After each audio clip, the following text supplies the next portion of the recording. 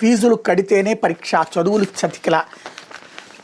విద్యా దీవెనకు తూట్లు, వసతి దీవెన ఎగవేత, బీఆర్ఓల పేరుతో బాబు సర్కార్ డ్రామా, విద్యార్థులు ముక్కుపిండి ఫీజులు వసూలు చేస్తున్న కాలేజీలు, ఉన్నత విద్యారంగాన్ని భ్రష్టు పట్టించిన చంద్రబాబు సర్కార్ ప్రభుత్వ వరిష్టాల నుంచి ఏకంగా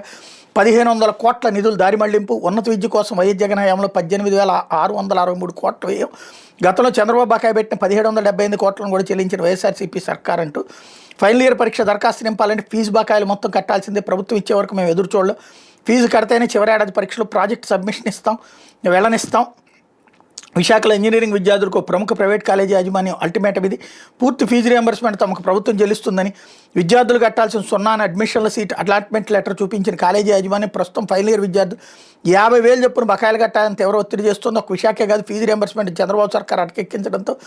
రాష్ట్ర వ్యాప్తంగా ఇంజనీరింగ్ డిగ్రీ కళాశాలలో నెలకొన్న పరిస్థితి ఇదే. చరిత్రలో ఎన్నడూ లేనంతగా బకాయిలు పేరుకుపోవడం కూటమి పాలనలో దిగజారిన విద్యారంగ పరిస్థితికి నిదర్శనం అన్నటువంటి వార్తని హైలైట్ చేశారు. రెండోసారి టీవీకే చీఫ్ విజయ్కి మళ్లీ గవర్నర్ మొండి చేయి, కలిసి వచ్చే పార్టీల వేటలో బిజీగా మారిన విజయ్, డీఎంకే అన్నా డీఎంకే జట్టు కడితే మూకమ్మడి రాజీనామాలు చేసేందుకు రెడీగా ఉన్న టీవీకే ఎమ్మెల్యేలు, అవసరమైతే న్యాయ పోరాటానికి సిద్ధమని వ్యాఖ్య, సిపిఐ సిపిఎంల మధ్య మద్దతు కోరిన టీవీకే, నేడు గవర్నర్కు వ్యతిరేకంగా కాంగ్రెస్ రాష్ట్ర వ్యాప్త ఆందోళన, నూతన ప్రభుత్వం ఏర్పాటుపై తమిళనాడు కొనసాగుతున్న ప్రతిష్టంభన, రాజ్య